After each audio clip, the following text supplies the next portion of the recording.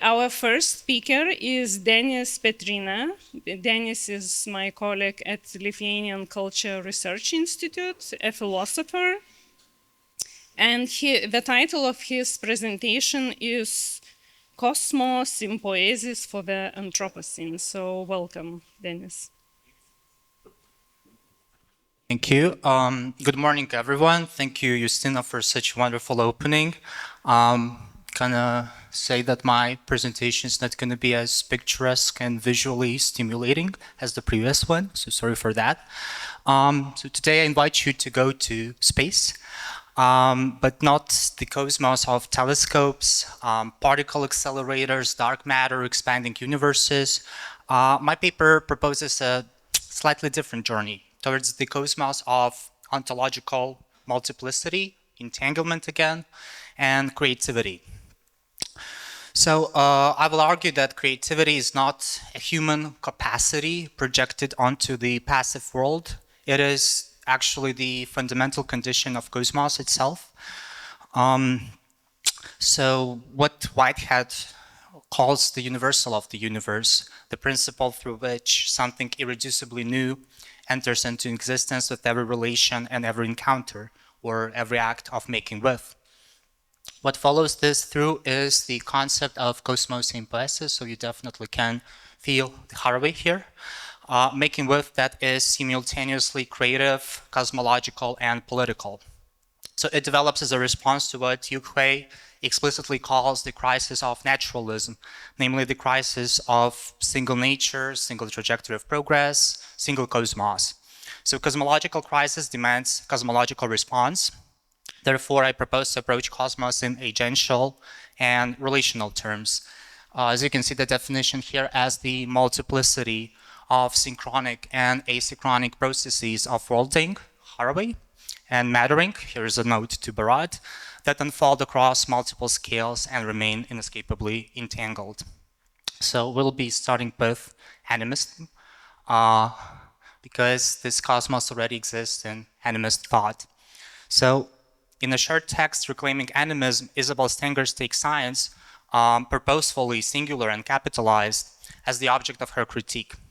For Stengers, science appears as an exclusionary and hierarchical practice reserved for so-called true scientists that persistently seeks to police, subordinate, and exclude heterogeneous epistemic practices under the authority of objectivity and rationality. As a counterpoint, Stengers turns to animism, which names the opposite, a practice of remaining open to address, of acknowledging that one is never the sole agent of encounter, that something is also acting, also responding, and also mattering. Reclaiming animism, for Stengers, amounts to the restoration of what science had to exclude, the plurality of practices, so this is her term, through which human and non-human collectives compose their worlds, and the recognition that non-humans are active participants in the constitution of what exists. So she evocatively describes animism as rhizomatic art. Obviously, here invoking Gilles Deleuze and Félix Guattari's concept of the rhizome, which stands for an ontological marker of connectivity within heterogeneous multiplicity. The rhizome already carries critical force insofar as it negates the organicist and naturalist claim of a single nature. As Deleuze and Guattari note, rhizomes, quote, do not have units of measure, only multiplicities or varieties of measurement, end quote. Rhizomatic art, then, would be something akin to a cartography of forces, of varying intensities, trajectories, correlations, different natures, that traces their dynamic composition, their intersection, divergence, co-constitution, without subsuming them under a single organizing principle. To use the metaphor of Deleuze and Guattari, the root tree. For Stengers, animism is exactly this practical affirmation of a world in which beings are defined by their capacity to enter into relations, to affect and be affected, in short, to participate in an ecology of practices, which according to her, quote, aims at the reconstruction of new practical identities for practices, that is, new possibilities for them to be present, or in other words, to connect. So Stengers' ecology of practices can be read alongside the Scholas' ecology of relations. So against the Western naturalist assumption of a single nature populated by discrete entities, the Schola argues that what entities are is essentially an effect of the relation through which they are constituted. His methodological approach accordingly takes relations, well, not entities, as a primary analytical unit. So to map these relations, Desclaux introduces two axes, interiority and physicality, each differentiated by two ontological markers, continuity and discontinuity. Western naturalism posits continuity at the level of physicality, that is, a universal material substrate shared by all entities, while asserting radical discontinuity at the level of interiority, that is, only humans possess genuine subjectivity, intentionality, and moral standing. Animism inverts this configuration. Beings share a common inner life, which we might call agency, while inhabiting radically different bodies, each giving rise, therefore, to a different world. By acknowledging ontological multiplicity, animism advances a fundamentally different epistemological claim. To know something means to be able to navigate between one's world and that of other being, with the humility to recognize the irreducibility to each other. So this reversal furnishes a different conception of the cosmos and its inhabitants. Each agency dwells in a different world, and knowledge is therefore never, here is the Haraway's quote, the God trick of seeing everything from nowhere, but always a negotiation across ontological multiplicity, irreducibly diplomatic in its character. And a universe of multiple worlds is inescapably a universe of multiple obligations. And here the cosmological and the political become barely distinguishable. Hence, Stenger's insistence on the cosmos within politics. She writes that the cosmos confronts us with, the quote, the question of possible non-hierarchical modes of coexistence among the ensemble of inventions of non-equivalence, among the diverging values and obligations, through which the entangled existences that compose it are affirmed. Cosmopolitics, on this account, is not the grand reconciliation of worlds into a common framework. On the contrary, it is the far more demanding practice of holding open the space in which different technical practices, with their irreducible obligations and constraints, can coexist without foreclosing the other. Yet, if cosmopolitics demands the coexistence of different syntaxes, those syntaxes presuppose a cosmological grammar capacious enough to hold them without resolving them into unity. So beneath the cosmopolitical question lies a deeper cosmological one. What kind of cosmos makes the coexistence of irreducibly different worlds possible at all? Or more precisely, what must the nature of reality be at the most fundamental level? What are the rules of its grammar? So the demand for such grammar points towards Alfred North Whitehead, whose process cosmology offers what the cosmopolitical project implicitly requires, a cosmos that is a process rather than a universal container, a verb rather than a noun. Stengers, as a thinker whose own concept of cosmopolitics is deeply informed by Whitehead's metaphysics, distills his central cosmological claim. A cosmology that remains open to possibility requires a concept of an entity conceived not as being, but as becoming. The role of such entities, quote from Stengers, is to affirm the ultimate generality of creativity. Whatever exists is a creature of creativity, is something irreducibly new. Creativity, according to Whitehead, is the universal of the universe, the ultimate metaphysical principle through which the disjunctive many is taken up into a conjunctive one, a passage in which the multiplicity of what has been is gathered, transformed, and advanced through the introduction of novelty. Well, that was Whitehead's quote. I didn't signal that. This creative advance from the disjunctive many to the conjunctive one is what Whitehead calls concrescence, the processual synthesis, quote again, whereby the many things of the universe becomes the one actual entity. But here we have a natural question. How does an actual entity gather the many into one? Whitehead answers it with the notion of prehension. Prehension is comprised of three factors: the prehending subject, the prehended datum, and the subjective form. That is, the manner in which the subject prehends the datum. Yet it is important to distinguish that prehension is not cognition. It does not require a mind, a brain, or strictly speaking, any cognitive apparatus. It is something more fundamental and therefore more universal, a form of sentience distributed across all entities at every scale, from the most rudimentary physical event to the most intricate human experience. So Whitehead's cosmology finds its political expression, in Stenger's cosmopolitics, and namely in her concept of diplomacy. Diplomacy precedes politics, she argues, since the precursor of the political peace has always paradoxically been its possibility. Peace, therefore, reveals itself not as the cessation of difference, but as its transmutation, a fragile, singular achievement that arises not despite multiplicity, but from within it, through it, and because of it. Diplomacy is therefore irreducibly a practice of mediation, always situated and never innocent of the obligation it bears.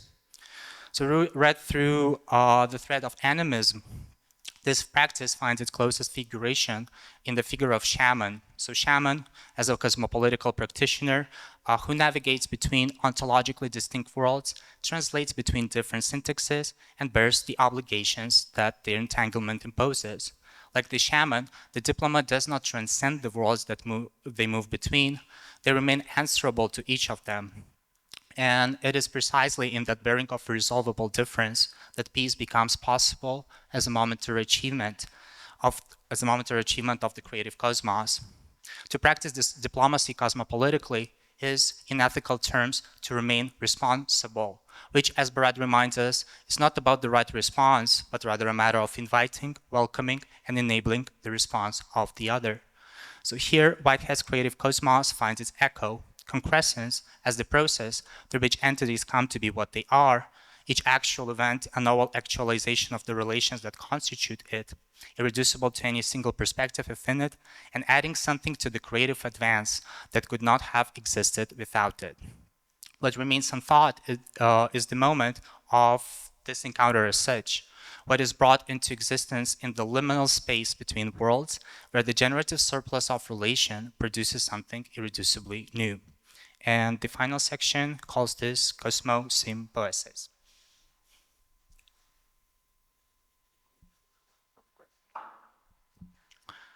So from the ancient Greek, and for making and bringing forth, paired with sim, from Can Greek sin, meaning with or together, develops against the notion of autopoiesis, the idea of self-making, of bounded, self-sufficient systems that produce themselves from within. Haraway reminds us that no such system exists.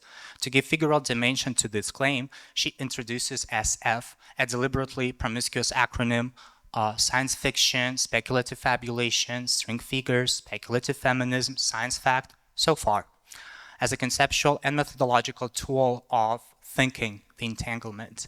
So in its most tactile instantiation is the string figure, a pattern that exists only in the passing, only in the specific configuration.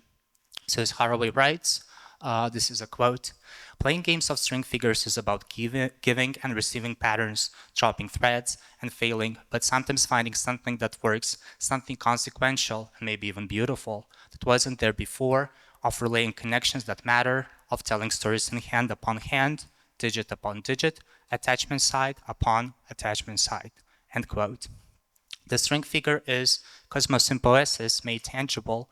What is made cannot be attributed to any single maker, cannot be extracted from the process of making, and would never exist without the specific encounter that brought it forth. And in bringing it forth, also transforms those who made it. So to accommodate the primacy of the encounter, Cosmo sim poiesis again requires specific grammar. It is, however, a grammar without fixed rules, without a universal referent, and without a transcendental signifier. Rather than addressing an encounter from a sovereign standpoint, it situationally invents its syntaxes through concrescence, through co-constitutive, becoming irreducible to the terms either world brings to it. So such a grammar cannot be grounded either in pure matter or pure meaning. It must operate in the liminal space of their mutual constitution. So following Barad, we might call this language mattering, the name for a creative process that refuses the inherited opposition between the real and the discursive, ontology and epistemology, what exists and how it is known. Like Haraway's SF, where science facts coexist with speculative fabulation, where the empirical and the imaginary are strung together like figures passed between hands, mattering occupies the same liminal threshold, capturing quote, the entanglement of matters of being, knowing, and doing of ontology, epistemology, and ethics, of fact and value, end quote. Matter does not merely exist, it means, it performs, it articulates itself. Mattering is the universe's own process of making itself intelligible from within, through which the real is continuously configured and reconfigured. So this ongoing composition, which following Haraway we might call worlding, is inevitably, to a greater or lesser extent, speculative. Every world that exists was once a world that had to be imagined, that required a story before it could become a fact. Worlding is therefore never purely descriptive. Every act of making, narrating, and inhabiting a world carries within it a creative surplus, an imaginative excess that reaches beyond the actual toward what it might yet be. As Brian Masumi reminds us, quote, imagination is the mode of thought most precisely suited to differentiating the vagueness of the virtual, end quote. So to imagine is to navigate within the latent multiplicity of cosmos, to sense the potentialities that remain virtually available and perpetually exceed what any singular actualization can capture. In its speculative modality, it escapes the encapsulating orbit of the inevitable, and in doing so, allows for reorientation of the Anthropocene from a narrative of inevitable collapse to a generally creative and generative composition of cosmos. It is, after all, as Haraway stresses, our only hope for real politics. Thank you very much.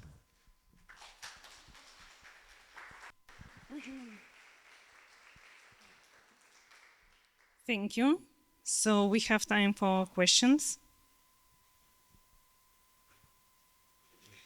So maybe I would ask about this multiplicity of different worlds. And the question is how to deal with these different scales and temporalities and scopes. Well, that's obviously a hard question. So you suggested this notion of diplomacy. That's not me who suggested this notion of diplomacy. It's Stengers who suggested this notion of diplomacy. But yeah, do you want to add something? No, the question would be how they, coexist together. Well, the question is how I think the answer to this question really depends on the point of view, on the situation. Yeah, talking talking. If we are thinking together with Haraway about situatedness, so every situation is a new configuration, so that would heavily depend on that. But what my paper proposes, well, it's not like my paper proposes, obviously it's built upon other thinkers, but what I, following them, propose is exactly this modality of speculation. So here I would say I'm very Harawayan because speculation, well, as we can see here, this SF acronym, it's really productive because, if we think only in the register of, well, let's say, quantum mechanics, yeah, which is, there's cosmology, like, as a discipline that is heavily informed by contemporary quantum mechanics. This is one version of cosmos, right? Scientific version of cosmos, the version of cosmos that is critiqued, for example, by Stengers and many other thinkers, because it is, well, in a sense, claustrophobic, and it follows, as I said, and as the scholars said, follows like a very particular cosmology or ontological configuration, that of naturalism. Or if we were to talk exclusively about indigenous cosmologies, which is, it is something new to us, something very, I would say, unusual to us. But again, this is like only a variant, only, one of the possible manifestations of cosmos.